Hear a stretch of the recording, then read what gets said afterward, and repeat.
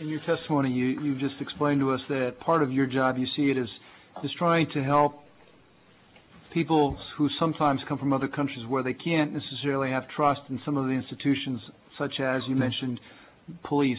That's correct. Do you also find one of the things that I found in my previous position at the company I work for is that there's a large segment of the population that has very little trust in the financial institutions?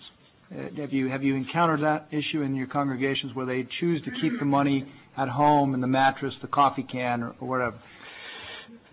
Specifically, the question that you're addressing is one of the reasons why the police department was trying to reach out. 15 years ago, I was pastoring a family that had 9 members, all lived in one apartment. Some of them had papers, some of them had not been able to get papers. But the 2 older girls, who were about 16 and 17, were accosted by some men in the alley as they were going to go purchase some groceries. And as they were accosted, they were robbed. And they didn't want to report this to the police because they understood that they would be asked for the papers. And these were 2 members of the family that didn't have the papers, as I found out later. But because of that, we talked to the police officers about these issues when the police department was trying to get these meetings with the community, and they said the number one reason why we're trying to reach out to our communities is because several racial groups within our community have targeted the Hispanics because they're carrying their money with them because they do not trust their financial institutions. And they said, we have set up plans with several banks so that they can deposit the money, so that that money will be part of the economic flow of our communities. And because of this, there's a whole sector of the money that's not being addressed. Pastor, you've addressed one of the unforeseen consequences that can occur when you have legislation like this, is that for years, financial institutions have tried to reach out to the immigrant communities and explain to them the benefits of having a financial relationship, the benefits of having the security, the safety, money-growing interest.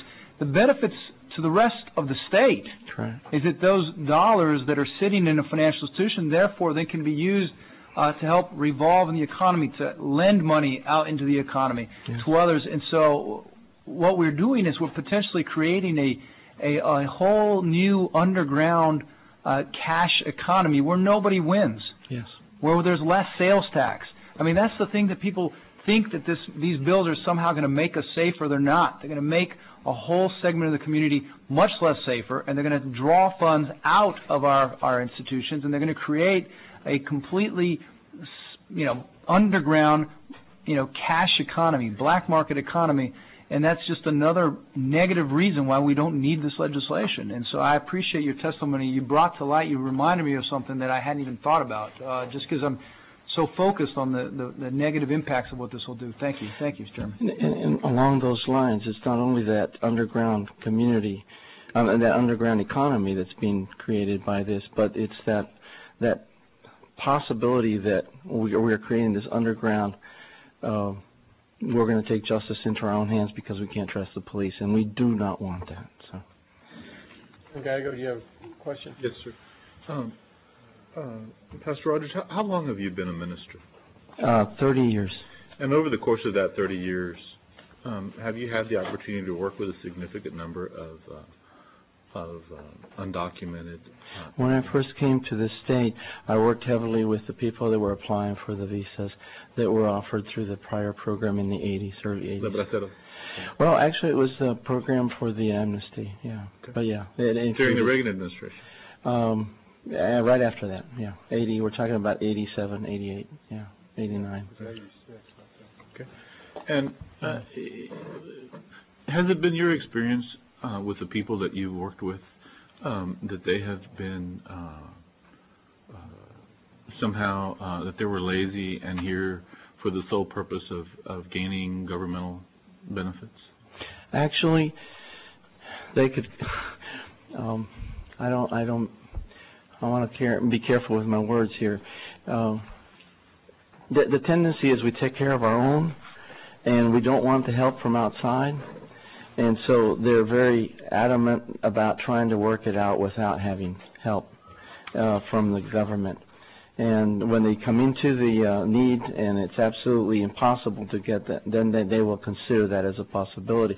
No, actually hard work and not lazy would be the characteristics that I've noticed in the community that I work with and the pastors that I work with. They all seem to feel the same way about that. And is it your perception that in terms of the jobs that they hold, that these are jobs that are taken away from U.S. Citizen workers?